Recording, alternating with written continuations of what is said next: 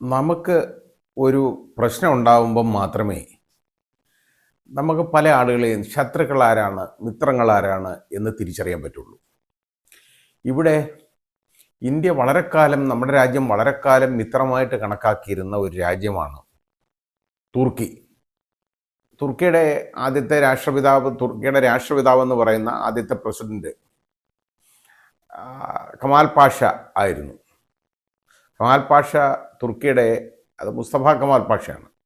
കമാൽ പാഷ തുർക്കിയുടെ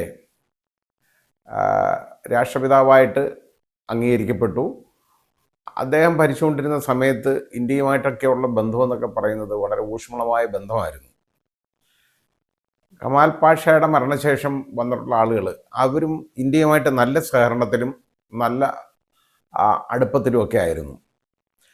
അങ്ങനെ ഇരുന്നപ്പോഴാണ് തുർക്കിയിൽ നമ്മൾക്കൊക്കെ അറിയാവുന്നതുപോലെ ഒരു വൻ ഭൂകമ്പം ഉണ്ടായത്. ആ ഭൂകമ്പം ഉണ്ടായിക്കഴിഞ്ഞപ്പോൾ ആദ്യം അവിടെ രക്ഷാപ്രവർത്തനത്തിന് എത്തിയത് ഇന്ത്യയാണ്, മറ്റ് രാജ്യങ്ങളൊന്നുമല്ല. ആദ്യമായിട്ട് അവിടെ ചെന്നതാണ്. അപ്പോൾ അത് കഴിഞ്ഞു. അത് നമ്മുടെ കേരളത്തിൽ നിന്ന് പോലും, അതായത് ഇവിടെ ട്രഷറി വറ്റി വരണ്ടിരിക്കുന്ന നമ്മുടെ സംസ്ഥാനത്തു നിന്ന് പോലും 10 കോടി രൂപ തുർക്കിക്ക് കൊടുത്ത് സഹായിച്ചു. ലോകത്തു നിന്നൊക്കെ ഒരുപാട് സഹായങ്ങൾ അവർക്കുണ്ടായി. പിന്നെ വലിയ വളർച്ചയായിരുന്നു തുർക്കിക്ക്. ഇപ്പോൾ അവിടുത്തെ പ്രസിഡന്റ് എന്ന് പറയുന്നത് എർദോഗാൻ എന്ന് പറയുന്ന ആൾ വന്നതിന് ശേഷം പല പല കഠിനമായ തീരുമാനങ്ങളിലേക്കും അയാൾ പോയിട്ടുണ്ട്. അതൊരു പ്രത്യേക രീതിയിലാണ്. അയാൾക്ക് അവിടുത്തെ ഭരണം പിടിച്ചു നിർത്തണം, അതിന് എന്തെങ്കിലുമൊക്കെ കാട്ടിക്കൂട്ടണം, ആ രീതിയിലൊക്കെയുള്ള ബുദ്ധിമുട്ടാണ്. തുർക്കിയിൽ എർദോഗാനോട് നല്ല എതിർപ്പുണ്ട് കേട്ടോ. ഒരുപാട് തീരുമാനങ്ങളിൽ എതിർപ്പുണ്ടെന്നൊക്കെ അവിടെ ഈ ബാക്കി ഞാൻ അതിൻ്റെ മറ്റ് കാര്യങ്ങളിലേക്ക് ഞാൻ പോകുന്നില്ല. ഞാൻ സന്ദർശിച്ചിട്ടുള്ള ഒരു രാജ്യമാണ് തുർക്കി. ഏതാണ്ട് ഒരു 10 ദിവസം ഞങ്ങൾ ഈ തുർക്കിയിൽ ഉടനീളം സഞ്ചരിച്ചു. അവിടുത്തെ കാർഷികമായിട്ടുള്ള വളർച്ച, അവരുടെ ഈ കാർഷിക രീതി, കൃഷിയുടെ രീതി, അതൊക്കെ വളരെ മോസ്റ്റ് മോഡേൺ ആയിട്ടുള്ള ഒരു അഗ്രികൾച്ചറൽ സംസ്കാരം അവർക്കുണ്ട്. പിന്നെ അവരുടെ പഴവർഗ്ഗങ്ങൾ, ഒരുപാട് ഫ്രൂട്ട്സ്, പല പല ഫ്രൂട്ട്സ് ഉണ്ട്. അപ്പോൾ അത് അല്ലാതെ പിന്നെ ഒരു അവിടെ തുണി വ്യവസായം വളരെ വലുതാണ്. തുണി, ഏറ്റവും നല്ല തുണിയൊക്കെ കിട്ടും. അതുപോലെ കാർപ്പറ്റ്, ഹൈ ക്വാളിറ്റി കാർപ്പറ്റ് കിട്ടും. ഞങ്ങളുടെ ഒപ്പം ഉണ്ടായിരുന്ന ഒരാൾ, അയാളും ഭാര്യ ഉണ്ടായിരുന്നു. അയാൾ വന്ന് ഈ കാർപ്പറ്റിൻ്റെ വില പറഞ്ഞു. അയാൾക്കൊരു കാർപ്പറ്റ് അങ്ങ് ഇഷ്ടപ്പെട്ടു. അപ്പോൾ നോക്കിയപ്പോൾ അവർ ആ കാർപ്പറ്റിന് ചോദിച്ചത് $1500 ആണ് അവരതിൻ്റെ വില പറഞ്ഞത്. അതിൽ കൂടുതൽ വരും, പക്ഷേ നമുക്കായതുകൊണ്ട് ആ വിലയ്ക്ക് തരാമെന്നൊക്കെ പറഞ്ഞു. അവസാനം ഇയാൾ ഈ വില പറഞ്ഞ് $1200 പറഞ്ഞു. ഇതൊന്നും ഞാൻ ആദ്യം കാണുന്നില്ല, ഈ വിലയൊന്നും ഞാൻ കാണുന്നില്ല. കുറച്ച് കഴിഞ്ഞപ്പോൾ എൻ്റെ അടുത്ത് പറഞ്ഞു, സാറേ ഞാൻ ആ കാർപ്പറ്റ്, ഈ നല്ല കാർപ്പറ്റാണ് കേട്ടോ. ഞാൻ പറഞ്ഞു, കൊള്ളാം, കാർപ്പറ്റ് കൊള്ളാം. അത് $1200 ഞാൻ സമ്മതിച്ചു കേട്ടോ. ഇവന്മാർ 1500 ചോദിച്ചാൽ ഞാൻ അത് വില പേശി 1200 ആക്കി എന്ന് പറഞ്ഞു. ഞാൻ പറഞ്ഞ് $1200 ഇയാൾ സമ്മതിച്ചു. ഇയാൾ പറഞ്ഞ വില അവർ സമ്മതിച്ചു. ഞാൻ പതുക്കെ വെളിയിൽ ഇറങ്ങി നിന്നിട്ട് ഇയാളെ ഇങ്ങോട്ട് വിളിച്ചിട്ട് ഞാൻ പറഞ്ഞു, $1200 എന്ന് പറഞ്ഞാൽ എത്ര രൂപയാണെന്ന് നിങ്ങൾക്കറിയാമോ? 1,00,000 രൂപയ്ക്ക് മേളി വരത്തില്ലേ? 1,00,000 രൂപയ്ക്ക് അടുത്ത് എന്തായാലും വില വരും. അതിനുള്ള സാധനം അതുണ്ടോ? അയ്യോ, 1,00,000 രൂപ വേണ്ട സാറേ.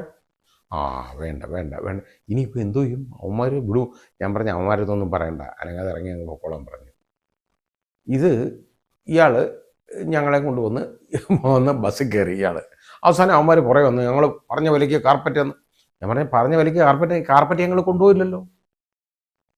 നമുക്കിത് വേണ്ട, ഞങ്ങൾക്ക് വേണ്ട കാർപ്പറ്റ്. അയാൾക്ക് കൊണ്ടുപോകാൻ ഒക്കത്തില്ല, അതാണ് കാര്യം.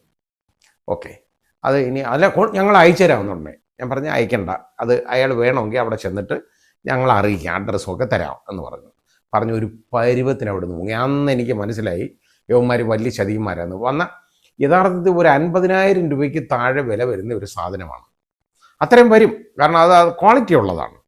അതാണ് കാര്യം. അതിപ്പോൾ നന്ദികേട് എന്ന് പറഞ്ഞാൽ ഇവന്മാർ ഈ കളിപ്പീരിൻ്റെ ആളുകളാണ്, ചതിയന്മാരാണ്.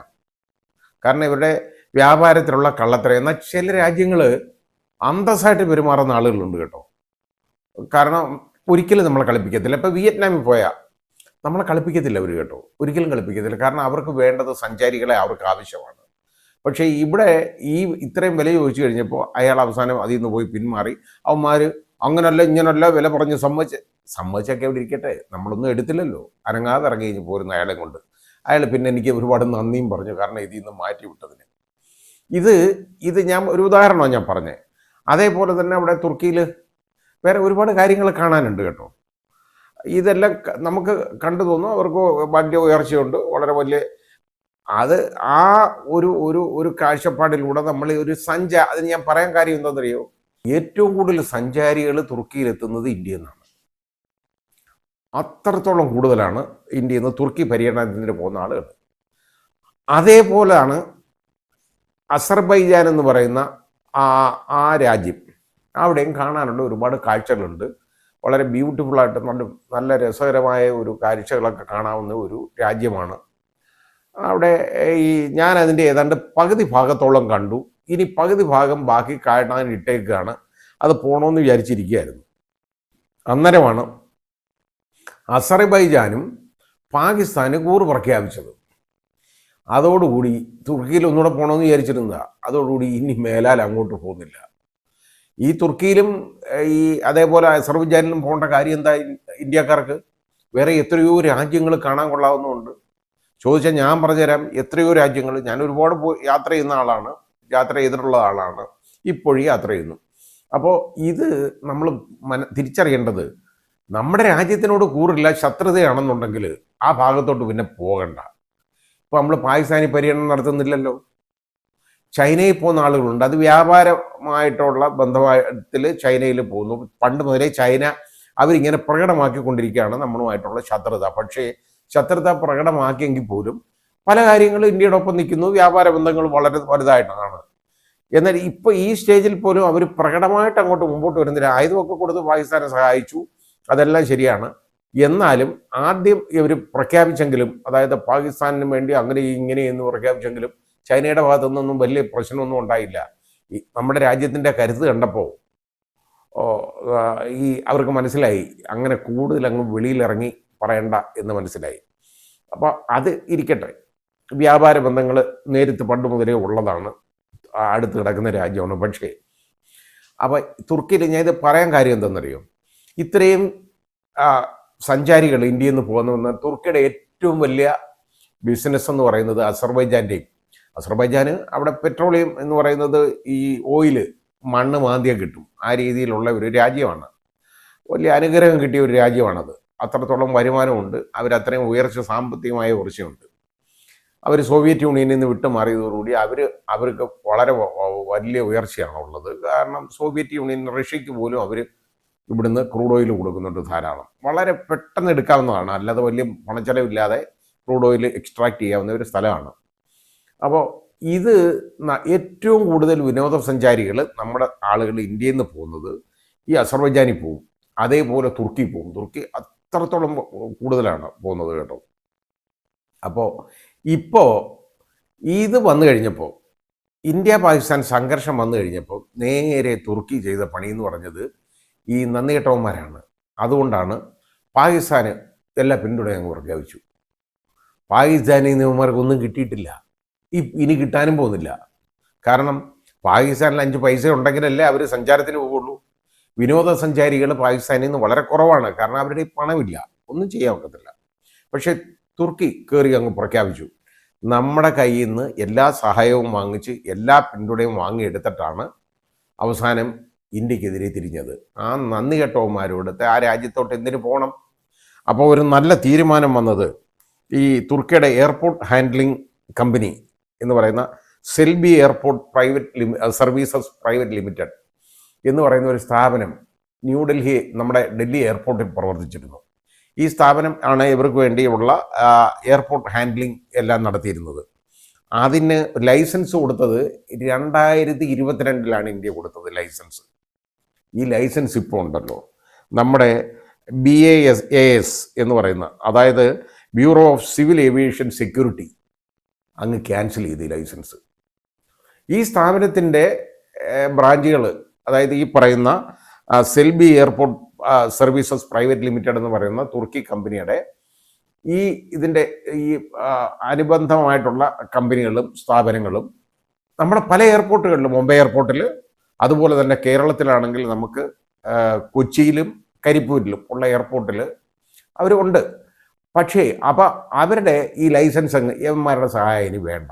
ഞാൻ പറയുന്നത് എന്താണെന്നറിയാം, എനിക്കൊരു അപ്പീൽ മാത്രമേ ഉള്ളൂ നമ്മുടെ ആളുകളുടെ, നമ്മുടെ പൗരന്മാരെടുത്ത്, എൻ്റെ സഹോദരങ്ങളെടുത്ത് എനിക്ക് പറയാനുള്ളത്. നമ്മുടെ രാജ്യത്തോട് ഇത്രത്തോളം കൂറില്ലായ്മ പ്രകടിപ്പിച്ച തുർക്കി, നന്ദികെട്ട തുർക്കി, ഈ നന്ദികെട്ട തുർക്കിയിലേക്ക് ഉള്ള യാത്ര അങ്ങ് വേണ്ടെന്ന് വെക്കണം. നിങ്ങൾക്ക് പോകാനാണെങ്കിൽ എത്രയോ രാജ്യങ്ങളുണ്ട്. ഈ തുർക്കി കാണുന്ന പോലെ തന്നെ വിയറ്റ്നാം നമുക്ക് കാണാൻ പറ്റും. അതേപോലെ മറ്റു പല രാജ്യങ്ങൾ, യൂറോപ്യൻ രാജ്യങ്ങൾ നമുക്ക് കാണാൻ പറ്റും. ധാരാളമുണ്ട്. പിന്നെ അതേപോലുള്ള ഒരുപാട് രാജ്യങ്ങളുണ്ട്. അപ്പോൾ ഉദാഹരണമായിട്ട് ഇപ്പോൾ ഒമാൻ എന്ന് പറയുന്നത് ഞാൻ കണ്ടേക്കുന്നത്, ഞാൻ സ്വിറ്റ്സർലൻഡിൽ കണ്ടു കഴിഞ്ഞിട്ട് ഒമാൻ കാണുമ്പോൾ എനിക്ക് തോന്നി ഏതാണ്ട് അതിനോടൊപ്പം കിടപിടിക്കുന്ന രീതിയിലാണ് മസ്കറ്റും അവിടെയൊക്കെ അതൊക്കെ രൂപീകരിച്ച് വെച്ചേക്കുന്നത്. കാരണം അവർക്ക് പണം ഉണ്ടായ രീതിയിലാണ് അവർ കൈകാര്യം ചെയ്തുകൊണ്ടിരിക്കുന്നത്. അവിടെ എല്ലാം കാണാം. അതേപോലെ എത്രയോ രാജ്യങ്ങളുണ്ട് കാണാൻ. അപ്പോൾ ഇത് നമ്മൾ അങ്ങോട്ടൊക്കെ പോകുന്നതിനെ കുറിച്ച് ചിന്തിക്കണം. അപ്പോൾ അതിന് പകരമായിട്ട് നമ്മൾ ഈ തുർക്കിയിൽ നമ്മുടെ പണം കൊണ്ട് ചിലവാക്കേണ്ട കാര്യമില്ല. നമ്മുടെ വിനോദസഞ്ചാര മേഖലയിൽ നിന്നുള്ള പണം അവർക്ക് വേണ്ട, ഇനി കൊടുക്കേണ്ട കാര്യമില്ല. അത് കൊടുക്കരുത്. എനിക്ക് ഗവൺമെൻറ്റിനോട് പോലും പറയാനുള്ളത്, അങ്ങോട്ടൊന്നുള്ള ഇമിഗ്രേഷൻ ക്ലിയറൻസ് വേണ്ട ഇനി ആ രീതിയിൽ. കാരണം തുർക്കിയില്ലാന്ന് പോകുന്നത് വേണ്ട. ഇപ്പോൾ പല കമ്പനികളും ഇപ്പോൾ ഈ ടിക്കറ്റുകളൊക്കെ, അതായത് ഒരുപാട് പേര് ബുക്ക് ചെയ്തിരുന്നു, അസർബൈജാനും തുർക്കിയും.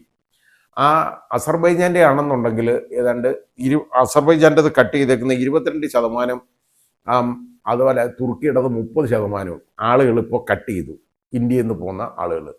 അത് ഈസി മൈ ട്രിപ്പ് എന്നൊക്കെ പറയുന്ന കമ്പനികളും അതുപോലുള്ള ധാരാളം ഏജൻസികളുണ്ട്. അവരെല്ലാം ഈ ഇവിടുത്തെ വിനോദസഞ്ചാര മേഖലയിൽ നിന്ന് ഇങ്ങനെ പോകുന്നവരുടെ ഇപ്പോൾ ഹോട്ടൽ ബുക്കിംഗ് ഒരുപാട് കട്ട് ചെയ്തു. ഇതുപോലായി. അവന്മാർ വിവരം അറിയണം. കാരണം നമ്മുടെ പണം അവർക്ക് വേണ്ട ഇനി. അത് കൊടുക്കരുത് എന്നുള്ളതാണ് നമ്മൾ ചെയ്യേണ്ട ഒരു കാര്യം. അതുകൊണ്ട് ഏതായാലും നമുക്ക് അങ്ങോട്ട് സഞ്ചരിക്കേണ്ട എന്നങ്ങ് തീരുമാനിച്ചാൽ മതി. അതുപോലെ കാണാൻ കൊള്ളാവുന്ന ഒരുപാട് രാജ്യങ്ങളുണ്ട് കേട്ടോ, വേറെ ഇഷ്ടംമാതിരി രാജ്യങ്ങളുണ്ട്. അത് അവിടെയൊക്കെ പോവുക. അവർക്കൊക്കെ നമുക്ക് നമ്മുടെ പണം അങ്ങോട്ടല്ലേ പോകുന്നുള്ളൂ. ഇവന്മാർക്ക്, നന്ദി കെട്ടവന്മാർക്ക് പണം കൊടുക്കരുതല്ലോ. കൊടുക്കേണ്ട കാര്യമില്ല, കൊടുക്കരുത് എന്നുള്ളതാണ് എനിക്ക് പറയാനുള്ളത്.